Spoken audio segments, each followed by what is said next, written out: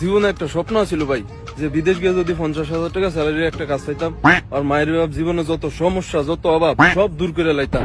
তারপর আর কি, বিদেশ আইলাম, 50,000 টাকা স্যালারির কাজও পাইলাম। মাসের 1 তারিখ আইতে দেরি আছে, হাতে স্যালারি আইতে দেরি নেই।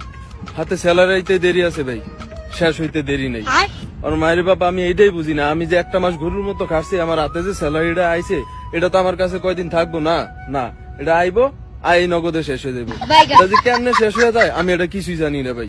আমি দুনিয়ার সব বাল ফারি, কিন্তু আমার স্যালারি যে কেমনে তাড়াতাড়ি শেষ হয়ে যায় এই হিসাবটা আমি মিলাইতে পারি না।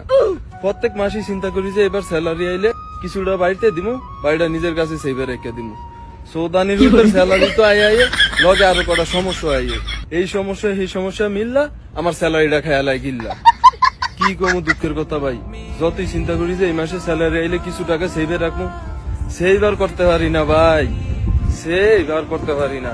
আমি আমার স্যালারি কে কি, আমার সমস্যাই আমার স্যালারি কে কুল পায় না। হতাশ ভাই, পুরাই হতাশ।